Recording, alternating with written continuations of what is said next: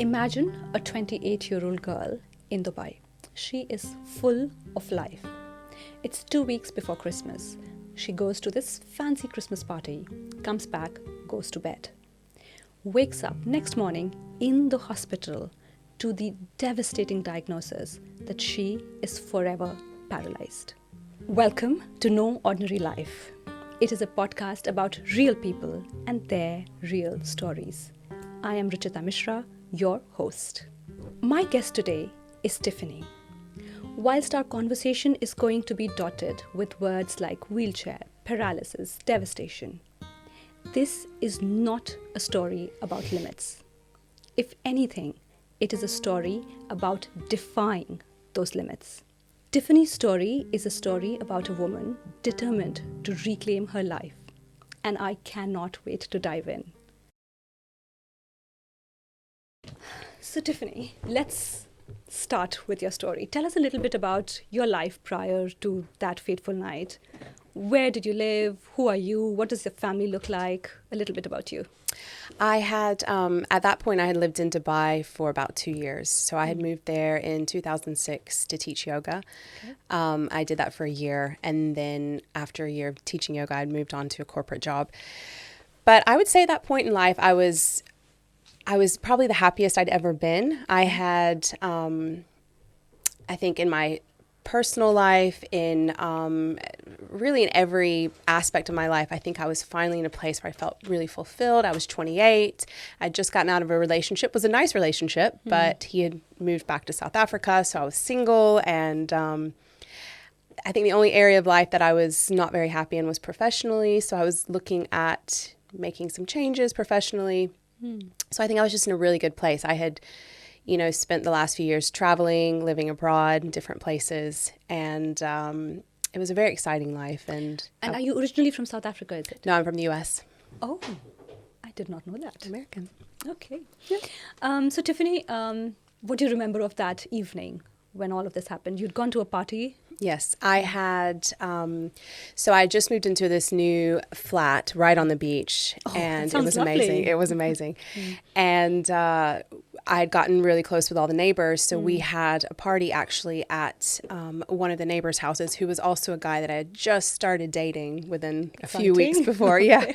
So, he had all the neighbors over for a Christmas dinner / party, and I went over there and cooked a few things. People started to arrive. We had dinner.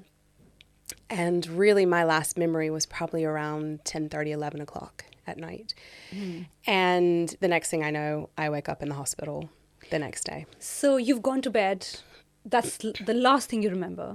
I don't even remember that. So I had a concussion.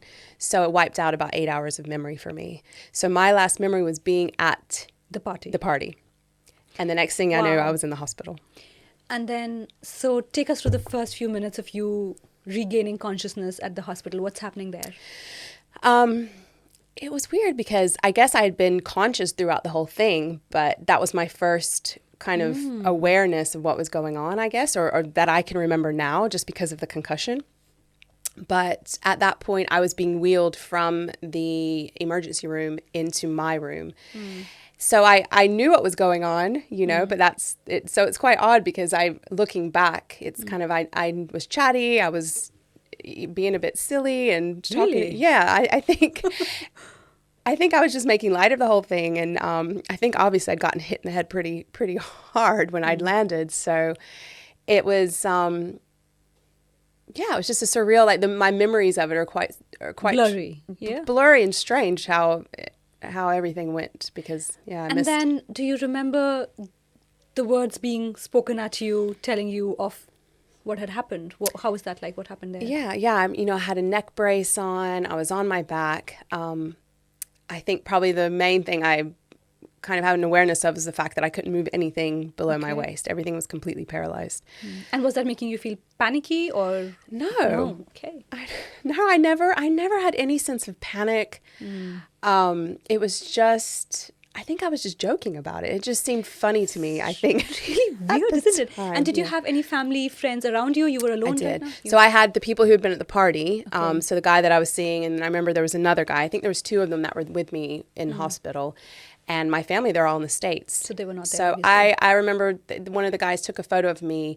I said, take a photo of me with my neck brace, and I had a black eye and everything. And I said, send it to my dad.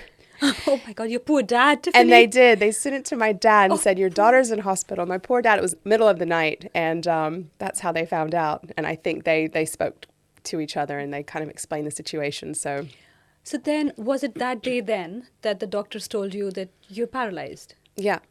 It was, Wow. when the doctor came in and, explained to me the situation and said, this is what's happened. You've fallen, you've compressed a vertebra, and that's damaged your spinal cord, and you're paralyzed, essentially. So you don't remember anything of that night at all. The only Nothing. memory you have is waking up in the hospital. I remember that party, and then, yes, Then I don't waking up in remember the hospital. how it happened.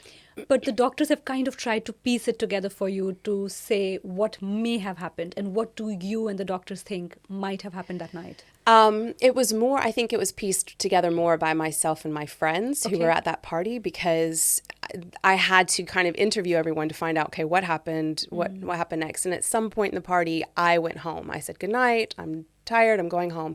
And I just lived upstairs. So I went home, and then the guy that I was seeing, he said he came over to my Okay. place and that I was asleep in the bed. And he said he got into bed with me and fell asleep. And at some point in the night, he heard me crying and went to investigate, and I was on the ground outside. And you were ground, which floor are you? First floor. First floor. So the only story I've managed to create that makes sense in my head is I had some lanterns that hung from the ceiling on the balcony, and they were made from glass and hit each other and the glass would break. So I would keep a wire outside that when it did get windy, I would tie them together. And I do remember it was windy that night. So I think I must have woken up in the night hearing them banging together, went out there, climbed up on the table to tie it. And I think apparently the table had been knocked over. So I think the table must have fallen and I went with it over the balcony. It's the only thing that makes sense in my head. How does it feel to not know? In the beginning, it really was difficult. I think that was the most difficult part, was not knowing how it happened. Yeah. And I had all suspicions. A lot of people had suspicions. Was it foul play? Was Yes. it, who is I'm this like, guy you've been seeing, Who is that guy? Where is Yeah, he? I know. My brother-in-law is, used to be a police officer. my So they were all good thinking, do Lord. we need to investigate? Yeah. And, I was asking people who weren't there, neighbors who were, and I finally, it was tough, but I think I finally just came to terms with this made up story I have, and which may be the truth, may not be the truth, who knows. But And probably you'll never know. I'll never know. Wow. Yeah. Sidetracking a bit here, but it's always good to get closure, but something like this you can just never get closure on. No. There's nobody to blame. No, exactly. Who do you blame? The wind? I would love to blame other people. I think I just Yeah. blame myself, and I think it's probably easier that way, right? When it's probably just a stupid mistake. Not even a mistake. Just Accident, meant to yeah. happen. Accident. Like, Yeah. who do you blame for this? Nobody. No. And when the doctor tells you you're paralyzed, is it they're telling you you're paralyzed for a bit and it'll be better, or they're telling you you're paralyzed for life? Or I think, one thing I have to say for that doctor, he was a really, really old man. He was ancient, this neurological surgeon, whatever he was. And he was really positive. And I have to say, I'm quite grateful. And I think that might have been a very important part of this whole puzzle, is that he was very positive. He wasn't negative. And I think a lot of times doctors they give you the worst case scenario. They give you the worst. And he was like, who knows what can happen? And he almost put a sense of excitement in me that once I had surgery, because I had to have an operation to fix the break in my spine, I really thought I was going to come out of that operation completely Running. fine. Oh, yeah. I thought, fine, I have to lay here completely paralyzed. They're going to fix it, pop things back into place. And that's not how spinal cord injuries work, obviously. But I had so much optimism from him. are you generally an optimistic person? Yes. You look very optimistic. Like you Yes. have it on your face. Thank you. Glass I is am. always half full, Yes, isn't it? Yeah. absolutely. And I think I was really excited to come out of the operation, and they had to put the operation off for a few days because in Dubai, the company I worked for was an Islamic company they use the Sharia insurance. So as soon as I got in the hospital, and this is something they do in the UAE, or they did at that time, they take your blood alcohol level. And because I'd been at a Christmas party and been drinking wine, I had alcohol in my system, and the insurance company refused to cover anything. So that was quite an ordeal. I laid in the hospital with a, broken back, and for 2 days with nothing, waiting for my company I worked for to basically duke it out with this insurance company until they finally agreed to cover my operation. And then they had the operation. So that was another setback. But then, Wow. I came out of the operation and I was, of course, still paralyzed. So that was a hard moment for me, I think, because I had been so optimistic. So talk to me about that moment. So you're waking up and you're thinking, based on the ancient doctor's words, Yes. not words, but his general wisdom, optimism, his optimistic wisdom, experience, that things will be all right. But Absolutely. then you would probably have a sinking feeling when you realize it isn't. Yes, that was tough. It was. So what do you do? Do you scream, shout, cry, or do you? I think I I would throw things. I don't know what I would do. It was just a little mini depression. I remember waking up and coming out of the operation, and at that point my parents were there, so they had flown They'd over. come, yeah. And just sadness, I think, of because I really thought I'd wake up from that operation, jumping out of bed. And that makes you laugh now. Yeah. Because it's a... I mean, it wouldn't have happened. It was just so much optimism there. But it was probably a couple days of sadness and very hard thing to deal with, especially because you've been so active. You're a yoga instructor, so obviously you're... So what is now going on in your brain? So the doctors have said that we don't know what will happen. It might get better, it might not. So you're left in darkness now, or do you have a plan? Yeah, I think,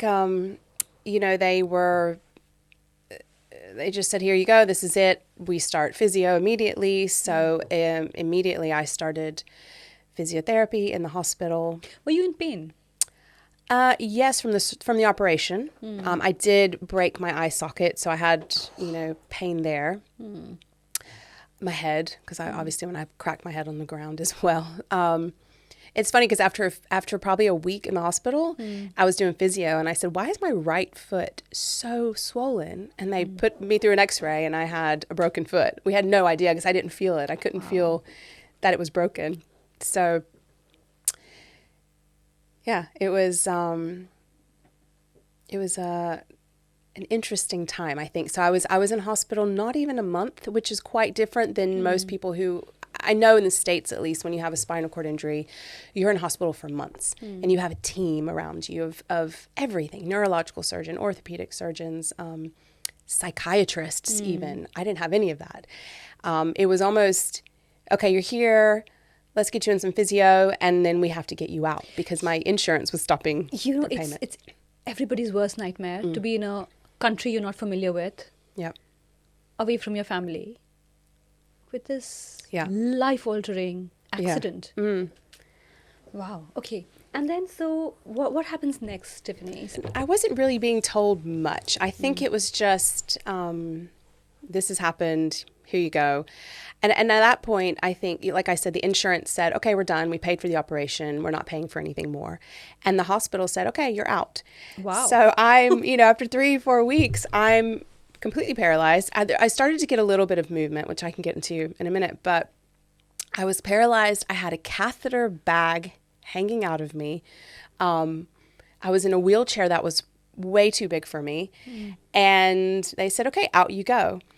And that was it. And I got, went home back to my flat. I lived on the first floor, of course, with stairs, no lift. And it was just, what now, basically? There was no, okay, there's a follow-up steps. There was nothing like that. And your parents are still with you, or they've Yes, gone? Yeah, they were still there. Yeah, so it was just, what next, really? And I knew next I needed to go do more physio, go do rehab, and even the insurance said, okay, we'll pay for some of you to go to a place in Europe. So I had started doing research on places around Europe. It's mostly in Germany. There's a lot of, rehabilitation facilities for people with spinal cord injuries. And I started calling them and speaking to them. And all of them said, oh, yes, we'll help you bathe yourself again or transfer yourself in and out of bed. And I thought, I'm already doing that. I don't want to learn how to bathe myself or get in and out of a car. I want to walk again. And I wasn't hearing that from any of the rehab facilities. So I kind of took matters in my own hands and found a place in the U.S. that's really specialized in people with spinal cord injuries. A lot of them were ex-athletes who'd been injured in motocross accidents or snowboarding accidents, and they were called Project Walk, and it was all about learning to walk again. Walk. Exactly. And that appealed to me, so I said, I'm going there. Wow. You know, Tiffany, I don't usually share this, but when I was pregnant with my 2 children, I had SPD, undiagnosed. Never knew what was wrong, but I couldn't walk. So walking from this end of the room to that would take me 5 minutes. Walking was not, it's such a basic human thing to do. Yes. But I couldn't do it. And nobody could see anything wrong with me. Nobody understood, really. I felt, I found it so difficult to deal with that. And now my younger son is 5 years old. So it's been 5 years, half a decade since that happened. But even now, every time I step out of the house for a walk and air hits my face, the thought that comes to my mind is, I can walk. Yeah. Yeah. So very oddly, because I've done that for 18 months, 2 pregnancies, I actually understand how, I don't want to use the word, but it messes with your head in so many different ways. Yeah. Well, like you said, it's a basic human need, and I think, or a basic human condition, I guess, to be able to walk and to fight for it. Yeah. It's yeah. unnatural. Well, that's how I felt. And you know, I think from, you know, early on, of course, I was just wanting to increase my strength. And the weird thing about spinal cord injuries that I didn't know, because I didn't know anyone who'd ever been through this before, I thought when you have a spinal cord injury, that's it. Below that injury line, nothing. It's gone. You're completely paralyzed. I didn't realize everybody has different degrees of paralysis. So, you know, some people can, you know, break their neck and have a spinal cord injury at their neck. And then eventually they get movement in their arms and their legs, and they can walk again, but maybe not use their arms as well. Okay. And that tends to happen to people with higher level spinal cord injuries. Mine's a lower level one. So obviously I wasn't affected from the waist up. But I started to slowly get, you know, in those first few days, slowly get sensation starting at my waist, slowly working its way down my legs to the point where I could feel my toes again. So that must have been huge. Yeah, and that was exciting, you know, because I thought that was it. Like, once it's gone, it's gone.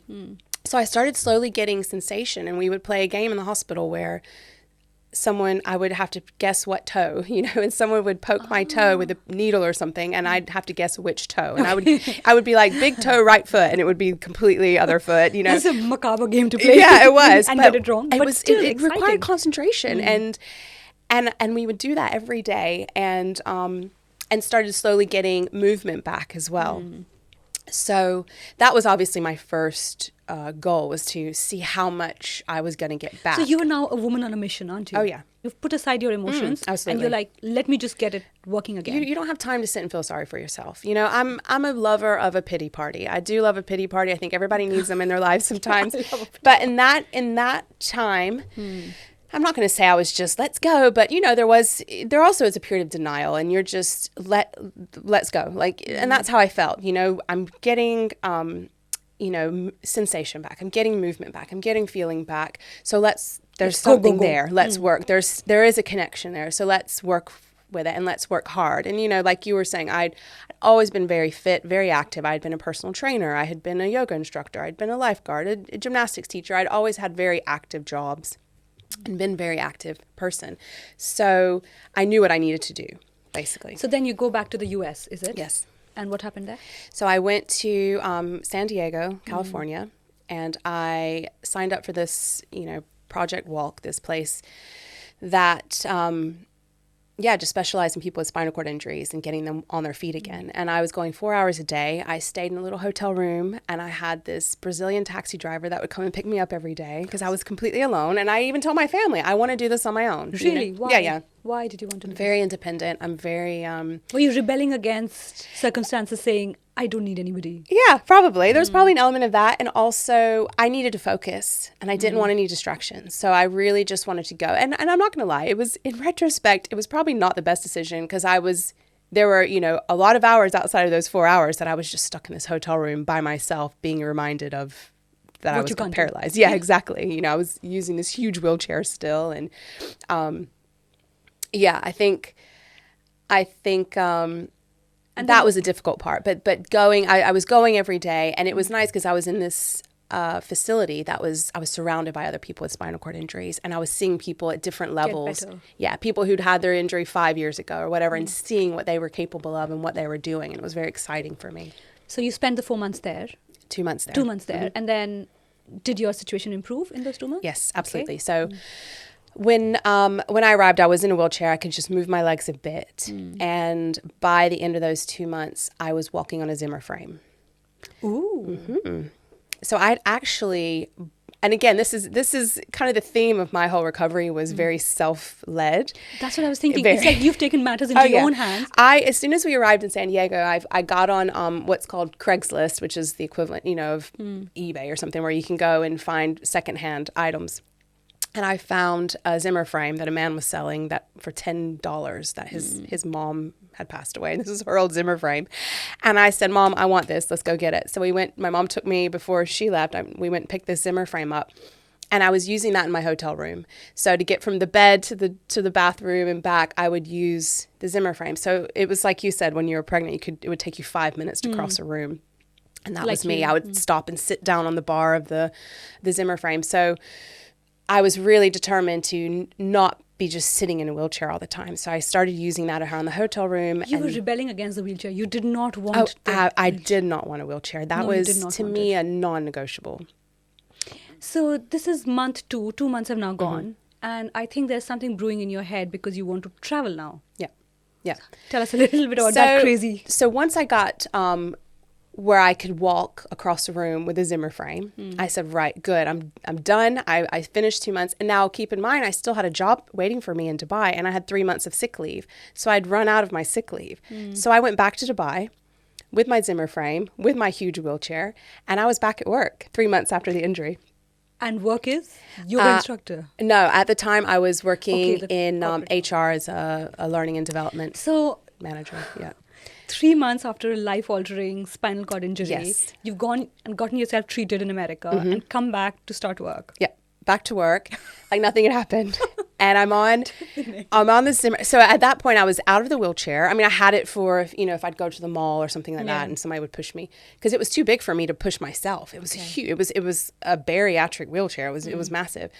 So I was using the Zimmer frame. I was going to work, and at that point, it was like, right, I'm walking now. I want to travel, because that's something I've always been very passionate about. And it felt a bit sad and depressing to, strive to walk again. I know that feeling. I felt like that's boring. Like let's shoot bigger than that. So I really wanted to travel, because I'd always been a big traveler and backpacking across, different countries. And I didn't want to lose that. I wanted to continue that. And that was my goal, my end game, really. So you decided to go to? So I went to Bali. So 6 months after my injury, a friend of mine said, hey, my sister's got a place in Bali, in Ubud, for a month. Let's go and visit her. So I was still in the Zimmer frame. I mean, I could walk a little bit further without stopping. So we went and we took my wheelchair with us, and we went to Bali, and then we went to an island. You had to get on a boat. And on the way to this island, we were in a taxi.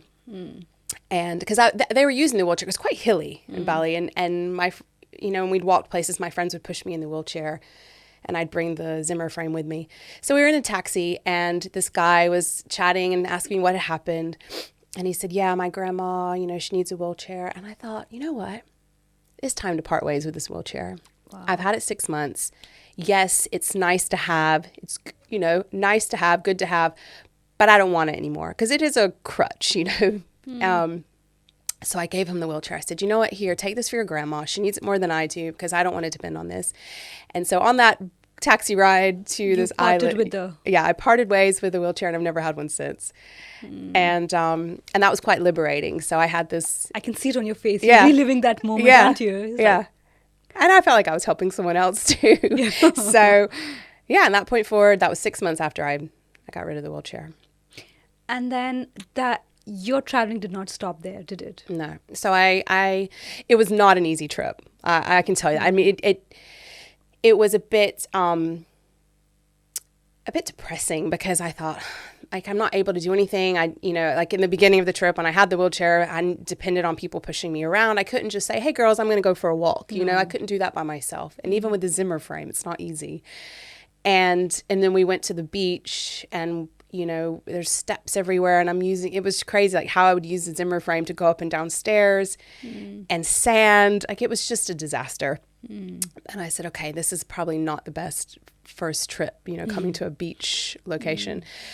But 3 months after that, so again, when I said I was quite self-led in my recovery, so, you know, going back when I got the Zimmer frame, no doctor or physical therapist said, hey, it's time for you to get a Zimmer frame. I just got one. And then it got to a point where I said, okay, like my feet are completely paralyzed. So that's an area that I never really regained function, was knees down. So knees down, I'm completely paralyzed. So when I would walk, my feet would just flop. And someone one day said, you know that they have splints, like braces that you can wear that keep your feet at a 90-degree angle. And I said, really? I had no idea. So I went to the pharmacy and bought some off the shelf. You know, everything was just people telling me or Googling things. I never had any proper medical guidance, unfortunately. And it's funny, a few months after my injury, I think when I came back from the States, I made an appointment with that neurological surgeon. Doctor, The wise doctor. He was the only person I had any contact with when I was in the hospital. And I came, and he basically was like, why are you here? Like, why did you make an appointment? And there was no follow-up. There was no, we're now going to put you with this guy. You know, there was nothing. And he was just looked at me like, why are you here? I'm a surgeon, you know, like, why? I thought, I don't know. Wow. Is there anything I need to know? So at that point, I was really going my own route and being like self-medicating so it got to a point where I'd been on the Zimmer frame for a while, and I said, okay, and I finally had the proper splints that would hold my feet upright so I wasn't tripping, and I thought, okay, I think I'm ready for crutches. So again, I bought some crutches from the pharmacy and started walking on those. And I'd say a week or two after I started on crutches, I went to Italy by myself By yourself? I went for about 2 weeks, and I packed a really small backpack and just went. Did it make you feel scared? Like, as a woman traveling alone anyway is a little bit daunting. To be on crutches, what's going on in your mind? I wouldn't say fear of, you know, it was just more uncertainty. I didn't know how it was going, like how tired I was going to get, because it was very exhausting for me. I mean, my legs were not strong. I'd only been on crutches for a week or two. You don't know anybody in Italy. So if there is some emergency, there is nobody to fall back on. Nobody. So what are your parents or other people saying to you when you're saying that, oh, I'm going to Italy for 2 weeks on my own? They're used to the madness. They're used to it. They're used to it. They're used to the madness of me and my travel escapades. And I think people just kind of roll their eyes and think, oh, you know, she'll find a way. What is it in you that makes you do these things?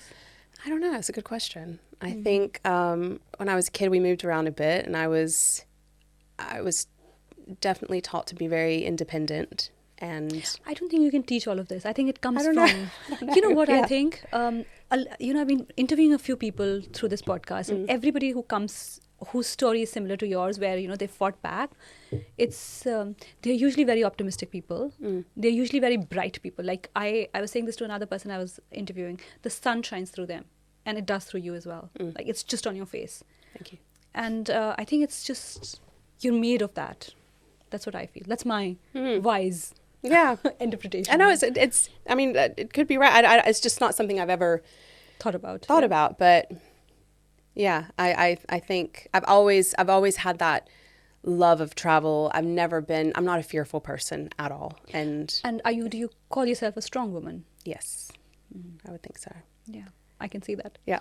And then what happens? So you do this crazy solo trip to Italy, but that is also not enough for you. No, and it was, you know, just to go back really quickly to that trip, you know, I spent 5 days in Rome first, and I was doing it all. I was going and seeing the Colosseum and stairs, and it was funny because the 5th day I wanted to go to Pompeii, and I woke up that morning and I was dead. And so I just spent a day lying in bed, and I needed that. And for a long time I would need that. And even now sometimes, almost as a recovery. And I lied in bed like for a whole day just eating and watching TV. And can I tell you, people without this also need that. Yeah. That's okay. It's nice. Okay. It was nice. Yeah. So, many days I do nothing. Yeah. Just lie down. Absolutely. So it was an exhausting trip, but it was very inspiring for myself and exhilarating to go and realize, hey, I can actually do it. You know, I can travel and I can do these things. And I was taking trains and buses and so. Are you getting looks from people? Is that making you feel conscious? What's happening? Yeah, in general, I get looks from people all the And are you used to it? I'm used to it, but it doesn't mean I necessarily like it or enjoy it. Or it's probably, I'd have to say that's probably one of the hardest things about being where I am is it's just so annoying the way people are, you know, and I know people just don't, and I get it. People don't know what to do when they see someone who's different. And I'm the same. And We're you stand all out. the same. Yeah. Because, you know, so Tiffany is one of my school moms. And I have seen you for a very long time before we started speaking. And it just so happened that our youngest children are now in the same class. So I was like, oh, hi, Tiffany. but I've seen you. And you do, I mean, without whether you like it or you don't, but you do stand out. Yeah. But not just because of where you are in terms of the your leg, but also because you're always smiling. So I've noticed those two things at the same time, every time. And we were just coming to the podcast and we were just talking about how you're always smiling. So anyway, so yes, so that annoys you when people look at you. It's frustrating because I get a lot of, I get a lot of curious looks, and I think people want to know what's going on there, you know, and because it's clear when I walk that it's not just a sprained ankle or something, you know, it's clear that something's off. You know, my walk is some muscles don't work. I'm still about 85% paralyzed below the waist. So I have some muscles that work and some don't. So it's strange. I do walk strangely, and I get a lot of uncomfortable, you know, I have a lot of people who kind of look at me with the side eye, you know. Do you sometimes wish you can just come and ask me? Yeah, absolutely. Yeah. I would prefer, it's funny because it's like culturally, it depends on where you are. Some places I'll travel, some countries, people say, Australians will say, what the hell's wrong with you? You know? And I'm happy to tell my story. I'm so proud of myself, of where I've come. And to me, I feel like the most proud of that I feel like it's almost like a superpower that I've had. So I don't like feeling like, is this something I should be embarrassed about or ashamed of? And when you get awkward glances or, you know, almost people like pity me, like that's the last thing I want. Like I have people that I've known for years who never asked me what happened, and it's so weird and awkward to me. Ask. Yeah, I feel like it's the elephant in the room, you know, like just ask me. And I think people, I don't know, it's just it's a lack of education. There's cultural differences with everybody, and I think a lot of people are afraid they're going to offend me, and maybe they would. Maybe there's someone with the exact same injury sitting next to me who would be offended. I'm not. I'd love to talk about it, and I'm happy to share my story. And I it's funny because yesterday I was walking, and I was on my way to a yoga class, and in my head I just started randomly thinking about Mount Kilimanjaro. Okay. And it's one thing that I would love to do. Like I feel like that would be my peak moment. Like I've really always wanted to go and climb Mount Kilimanjaro with crutches, and what would that look like? And I started thinking about it because I'm really working now on getting stronger. And in my head, I thought, I'm sitting here with these thoughts and I'm passing people who are giving me strange looks like of pity. Do you know, like it just doesn't add up, like who I am and what I'm capable of and what I believe I'm capable of and what other people view me as, if that makes sense. But I'll go back to what I said to you. Two things stand out about you: the way you walk and what's on your face. And that's a lot of strength. Yeah. Anybody who can read the room a little bit can see that you are made of strength. It shines. So those who are not able to see that, it's not on you. Yeah. Okay. So coming back to Italy. So you've done Italy now. Yep, but did Italy. Italy's not... That wasn't practice. Enough. Yeah, that was a practice round. And what did you do next? Yeah, I just started traveling a lot at that point. And was it South America coming up? So that was a few years later. So I stayed in Dubai. So after my injury, I was in Dubai for 2 more years. And I got to a point where I decided enough is enough. Dubai can be quite an exhausting place to be. And I hit that 5-year limit. And after my injury and everything, I knew I wasn't getting the right health care. And I was fed up. So I left Dubai, and I traveled around a bit as well. I traveled to throughout Asia. I'd gone to Kenya for a trip, for a safari. And you're doing all of this solo, sometimes with friends. Sometimes with friends, sometimes solo. And I kept having little setbacks. So, my ankles at some point got, my Achilles tendons got really contracted so that my feet were permanently in a state of pointing. Oh my I called them my Barbie feet because I couldn't flatten my feet. And so I had to have an operation to fix that. And also at one point, like my toes, I kept having issues with my toes rubbing on shoes and I didn't feel it. So I'd get a blister and it would get worse and worse. So I ended up having... And you wouldn't know that you have a blister because Absolutely. you can't feel I can't. it. Oh, wow. I can feel, but I can't feel pain or heat or cold, which is quite strange.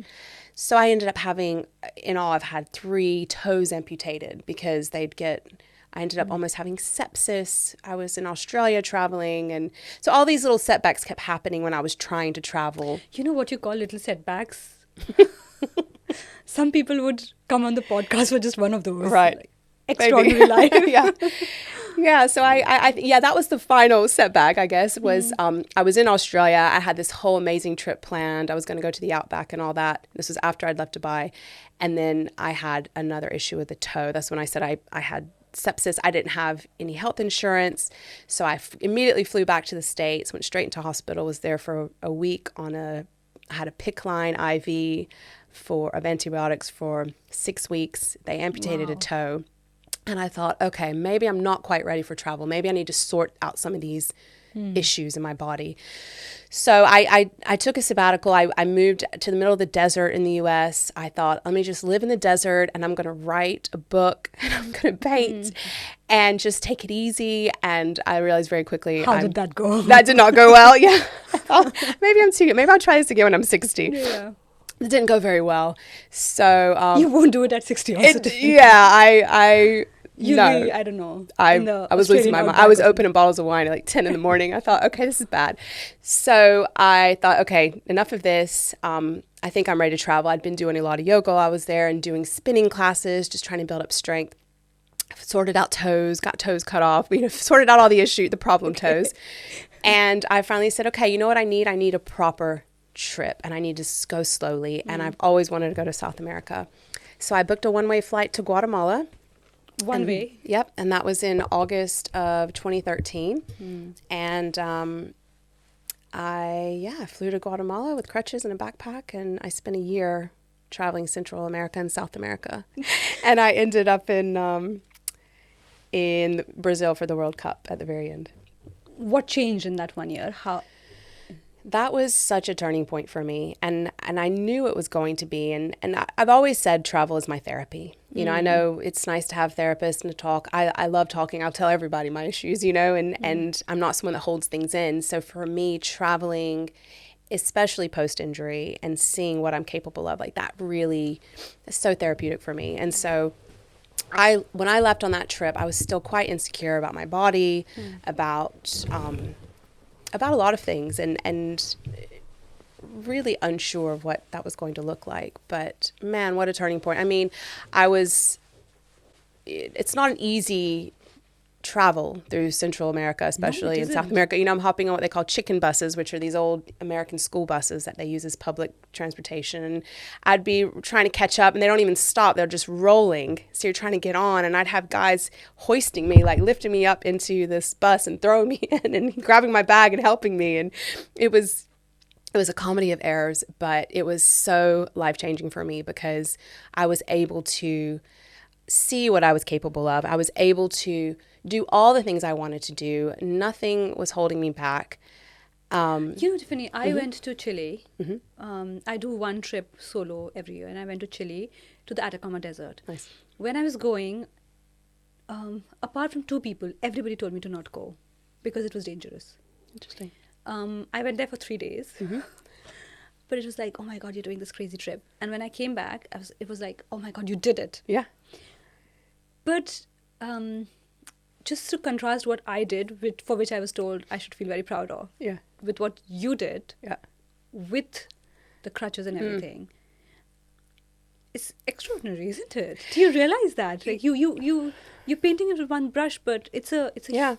it's a scary thing. It's an exciting Yeah. thing. It's funny because before I had a lot of people as well, because at that time I was in the States, so I wasn't surrounded by people who'd really traveled a lot, and everyone was so concerned about me. And you said, you don't understand, it's machismo down there. Like there's the men, they think that they can, It's not it can be safe. dangerous. Yeah. Yeah, you can be dangerous for you, and they're going to see a woman on crutches, and you're a target, and you can be a victim. And Did you ever feel unsafe? never, No. not once. And did people help you? Yeah, it's, like I said, guys would lift me up and throw me into, into buses and stuff. And I was, thank you, gracias. It's funny because I had so much negative, like people were so concerned about me. And there, there are times where you're walking down a dark street at night on crutches and you think, yeah, 'cause somebody could just walk up to me and push me down. And there's not much I can do. I can't run. I will fight back the best I can. I've got two quite heavy crutches, I do carry some weapons. Yeah. So, I never felt in any danger. I mean, I've traveled some very dangerous places where I've felt in danger before, and South America and Central America, I never felt any. And I was going to El Salvador. I was going in places in the middle of gang wars and stuff, and I completely felt safe. And yeah, people are just very helpful. I didn't get the awkward people down there. They're just so kind, and they're always wanting to help. And yeah, it was a magnificent trip. I learned so much about myself. You found a bit of yourself back, didn't you? I found a bit, and not even, I think, that was probably the most difficult thing for me after the injury, was losing my identity of sorts, because my identity was always wrapped around my physical self. And I'm a very expressive person with my body, with my hands, with my legs. I'm excited. I would jump and leap in the air, and these are all the things that I would, yeah, and how I would express myself was very physical, very animated. So to lose that was so difficult, to lose that part of myself, of my personality. And I really struggled with who I was as a person, because I thought at that point, I know who I am. I've traveled, I've done these things, I finally know who I am. And then boom, something like this happens. And for such a long time, I was trying to go back to who I was. And I finally, on that trip, rediscovered the new Tiffany. The new you. Yeah. And then you said that after this, you felt like you wanted to settle down. Yes. And what was that all about? So I'd say... How old are you at this point in time now? At this point, I was 34. And I had come to the point in that trip after a year. It was quite a long, it's a long time to be on the road and traveling and moving around every few days. And I was, not a spring chicken at that point. So now I look back and think I was. But I was 34 and I finally thought, you know what, I think at the end of this trip, I think I'm finally ready to settle down. I do want children. And before that trip, I had basically come to terms, I'm not going to have children, because I don't know what that would look like. I don't think I'll be the kind of mom that I want to be. I want to be very active with my children and play football in the garden with them. And I'm not going to be able to do that. So I'd rather just not. But after that trip, I said, okay, I'm capable of a lot of things. And I think I'm ready for this and I want this. So I kind of, finished that trip with the determination, I don't know if that's the right word, but with the aspiration or hope that I could start a family. So did you go back to dating then? I did. So I ended up in Barcelona after that. Because I had been learning Spanish, I wanted to continue. And I love Barcelona. It's a great city. So I ended up there. And through the dating apps, I met a guy. And I think what struck me about him immediately was that he just didn't seem to judge me, or, with dating, one thing that I was finding was, especially with dating apps, it's, they see a picture, they think, okay, she's cute. And I didn't put my disability on at all, because I thought, I am not identified by my disability. It doesn't have anything to do with me. So why should I put it out there? Which was probably a mistake. I probably should have put it all out there. But I explained, and I'd always tell them, by the way, I have this injury, and I'd downplay it. And then they'd meet me in person and be like, this is not what I was coming to meet. But he was the opposite. He thought I was a badass, and he was... You are a badass. Thank you. And I thought that he saw through that. So through the, the exterior and the crutches and all that. And it was a very whirlwind relationship. You know, we were together for a few months, and then I wanted to go to Costa Rica to work on a project with a friend. He came with me. So it was quite a whirlwind romance, I'd say. And then after a year of dating, we ended up getting married and came to the UK. And you came to the UK because your then husband was British. He was here. He's Spanish, but he was here already working when we met. So we came here together. And so you're married now. And when I met you for the first time, Tiffany, and you told me your story in Cafe Nero, I think. Yeah. I think that's where you said to me something that stayed with me, especially because I had SPD during my pregnancy, and it was so hard to carry children when you're not able to walk. Yes. And you said, and I think your exact words were, imagine being pregnant with crutches. Yeah. And I can't get that out of my head. Mm-hmm. So were you expecting to have children? Was it easy to get pregnant? What happened? And how was the experience of pregnancies for you? Yeah, it was fine. It was fine getting pregnant. But at some point, you know, when you get so heavy, I remember the end of that pregnancy, it was just so much weight I'm carrying, and I'm really feeling it in my knees, and then trying to drag this heavy body around on crutches. It was going back, 10 years where I could only go a few steps, and I'd have to stop and find a wall to sit on, or a car bonnet to sit on, or something. Did you have a normal delivery or C-sections? So I had a normal for the first and a cesarean. And did your injury impact your normal delivery? I think so. It must have been harder because you can't feel your legs. Yeah, well, I can feel my legs. I was trying to be natural with the first one, which I should have just gone straight for the epidural. But it just took ages. You didn't take epidural as well? No, I did. Later, okay. I mean, it got to a point, it just took ages. She never dropped. And I feel like that I don't know if that's related to the injury, but I always felt like because my core is so strong, I feel like she was always up really high and never dropped. So it took the labor was very, very, very long. And, but looking back, I feel like that was quite a lovely delivery. It was, she finally came out and everything was great. With my second, that's where I had the issues, because I went to a different hospital that time. They refused to give me an epidural because I have metal rods in my spine. Even though the other hospital had done it with no problem, they had apparently had something that happened a couple years before where a woman got paralyzed, so they wouldn't do it, and they told me we're not, and it was right during COVID, so I never got any follow-up. So when I went in, they refused to give me an epidural. I had some other thing that was awful, like an opioid, and then I had to have an emergency cesarean with no epidural. They put me under general anesthesia. So I was asleep for that. So that was, to me, a very traumatic experience, because I get put to sleep and wake up with a baby next to me. So that was not enjoyable. And that was all because of the metal rods in my spine. So, yeah. And then how were the early years of motherhood for you with the small baby? Unless you're sitting, you can't carry the child, right? Yeah. So how do you? I used one of the carriers. That was my saving grace. So, and my daughter, she was the firstborn. She refused to ride in the pram, which I bought this pram, and I was like, I don't know if I even know how I can push this, And so and she wouldn't. She'd scream anyway. So I always had her in the carrier, which again was at weight, And as she got bigger and bigger and bigger, it was, you think you get rid of the pregnancy, and no, it was like adding it.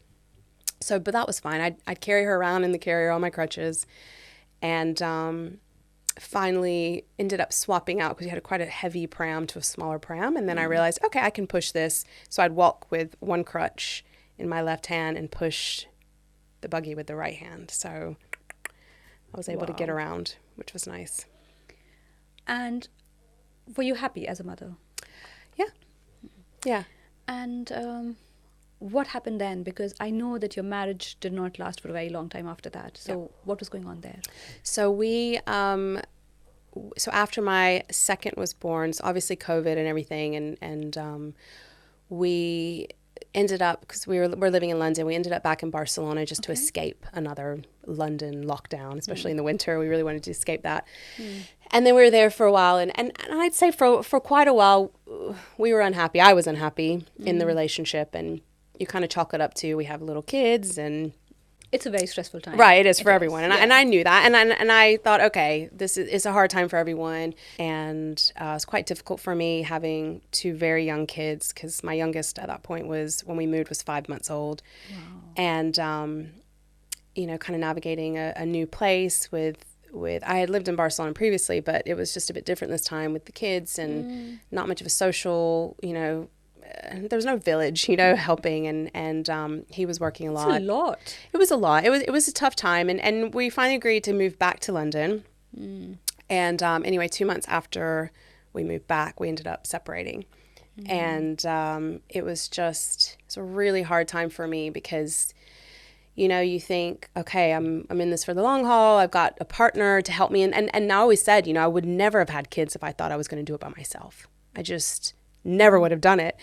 I just don't think that would have been possible. But suddenly I was thrust into single, you know, motherhood with a disability and, you know, a child that was not even 2 yet and one that just turned 4.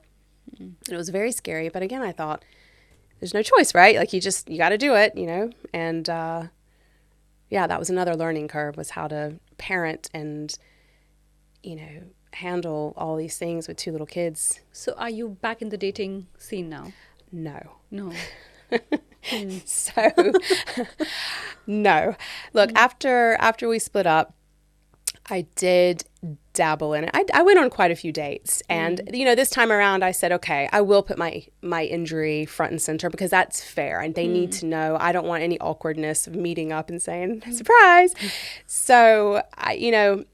But if there's one thing I've found, and even circling back all the way to the beginning when I was single after my injury, overnight you go from, I'm not saying I was, you know, it was easy dating, but you know, it was, I had no trouble finding a date. Finding dates. Thank you. Thank you. Yeah. I had no issues, you know. I always felt like I had enough choice. To offer, and and it was not difficult for me. And overnight to go from quite easy to date to really difficult to meet decent people. And my friends would always say, oh, but Tiffany, it's a filter. You have this automatic filter. Filter out the bad guys, you know. And I thought, I don't want that. I just want to I want to learn the hard way like everybody else. And so it was something I'd forgotten about because I was in a relationship, you know, for 7 years in marriage. One thing I found, it was very similar to what I'd experienced before discovering my now ex-husband, was you go on a date with someone, you know, you get over that first hurdle and you say, okay, I have this injury, I'm on crutches, this is how it is, it's not pretty, you know, I don't try to sugarcoat it or let them think they're going to show up and see something that's different. And I just kept getting this feeling of, I don't want to say disappointment, but maybe, where, you know, you meet people and I just think, this is not what I'm.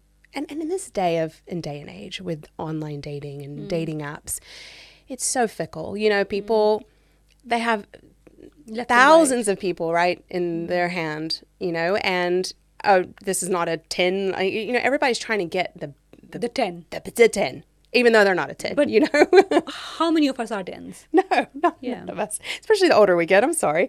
So, you know, I think dating in London is difficult. Dating in London in your 40s is difficult. Dating in London in your 40s with 2 kids is very difficult. Dating in London with 40s with 2 kids and a disability, forget about it. You know, it's almost impossible. And I think bottom line, I refuse to lower my standards. And this is something I've done in the past. I've lowered the standards, and I'm not talking about looks. I'm talking about the whole package where you think, okay, well, they're, you know, and I did that with my ex-husband. You know, we were not right for each other at all. We were very different. We had nothing in common. We didn't share the same interest. He didn't have a love of travel like I did, and that's a very important one. To me, outdoors and being adventurous, that's all important for me. And like the bare minimum I would look for in any past relationship, and someone who's active, and you know, he didn't share those qualities. But I said, okay, you know, I can't be that picky, you know? I mean, at the end of the day, as long as they're a good person, you know, and I really was trying to be like, he's a good guy. And in the end, that ended up not being necessarily the truth. So I think what I learned from that was I will not lower my expectations and my standards. I will not compromise the things that are very important to me. And I don't think anyone should. And I see a lot of women, not just people with disabilities, a lot of women, especially in their late 30s, I see a lot of people kind of lowering what, and I know we all have to do it to some extent, but I just refuse. And I know my worth. And also I refuse to be with someone who thinks they're lowering their standards to be with me. That's horrible to And be that around. and It I would hurts. get a lot of feelings of that, almost like inadequacy from dating. Like if I'm not good enough for these people. And it wasn't something I was telling myself. It was what I was getting From like, almost them. like I'll lower my standards to be with you. And I'm thinking, no, I have to lower my standards to be with you. So I think at this point, no, it just got to where it wasn't worth it. Do you believe in love? I do. I'm a romantic. I do. I love the idea of a soulmate, someone I can spend the rest of my life with, but on my terms, really. I want someone, like I said, who sees me as a badass, who sees, wow, look what she's been through. This makes her incredible. This sets her, Apart different. from Yeah, everybody apart from everyone else. else. It I does. want that viewpoint, not someone that she's going to hold me back, because I've gotten that. I want someone who goes snowboarding, and I'm like, well, I actually do snowboard. I am capable of a lot of things, and dating just it was like a way of it made me feel inadequate, and I don't like that, because I'm very proud of who I am and where I am, and I'm a tough cookie. So Okay. So, Tiffany, if you could go back into time and talk to yourself yeah, from around the time of the injury, with so much coming your way that you had no idea was headed your way. And some of it, and all throughout this podcast, you've been smiling and laughing and joking about, oh, I got a toe cut out. Oh, I went to South America for a year. I mean, those are extraordinary things in themselves. Like, each of those things that you've casually glazed over right. is huge. And you're almost like, yeah, I did it. But there's so much coming your way, both good and bad. Extraordinary in terms of good, extraordinary in terms of bad. Right. What would you say to yourself or to anybody watching who might be going through something similar, not necessarily medical or injury-wise, but just a big challenge coming their way? What have you learned? What could you say to them now? I would say, be positive, and optimism is huge. It's such a strong, a powerful thing to have, is to just be optimistic and know that for every bad thing you go through, you can have 10 amazing things, but you're in control of that. And that's the other thing is, looking back, I knew I'm the one that got myself into this. I'm the one that's going to get myself out of it. Nobody else. You can't depend on other people. Everybody's got their own lives. And so I knew I had to be positive and had to be strong and had to find ways to overcome it. Is it exhausting to be strong all the time? I don't know. I think I'm so used to it. Yeah, I mean, like I said, I love a pity party. There are times where you're like, I just want to feel sorry for myself. It's usually when something happens that I just physically can't do, and I just You get frustrated with yeah, I get frustrated. And I think, oh, poor me. I want to go, on these holidays and do these wild things and go mountain biking. But there's so much that I can do and do. And I think forging your own path, trying not to, if you have been through, an injury or and I have friends with MS and things like that, finding things that maybe you can't do that you used to do. Because one thing I found was I don't want to do the things that I used to be good at and now I'm crap at. I just don't even go there anymore, because I used to rock climb, and I tried it a few times and I just thought, you know what, that's a no. Give it up, let it go, bury it, find something else. So I think letting go of some things, finding something to replace it that gives you joy, and just forging your own path and not listening to what other people and the fear, not letting fear overcome. You have a young daughter. Yes. Who is growing up next to somebody very extraordinary, as I see it. She's getting a front row seat to extraordinary courage. What do you want her to learn from you? That anything is possible. That she doesn't need to fear the world and fear being a strong female and not being apologetic about being a strong female. I really, hope to inspire her and encourage her I want her to see the world. I want my kids to be adventurous as well and see the world and discover other cultures and acceptance of other people, that are different from them. That's very important for me and part of the reason why I love travel. So I think that my kids are very independent. They had to learn very early, she's not going to pick us up and put us in the car seat. We have to climb up. So as soon as they could, they were climbing up and doing all these things themselves. So,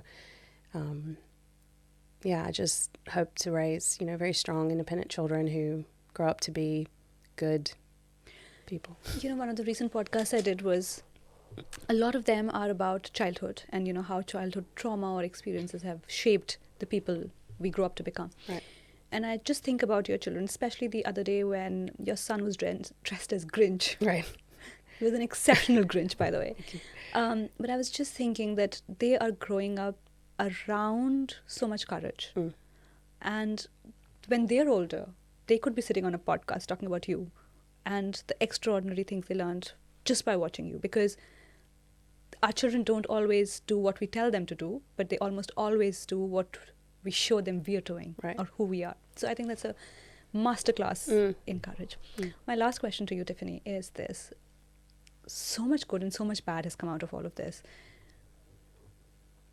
Is there any part of you that's grateful for this injury? How do you see it? I don't know. I think I do grieve, that who the I Tiffany was. That was. Absolutely. I can guess. It's not, it's not easy life, this. It's taught me a lot. It has. And I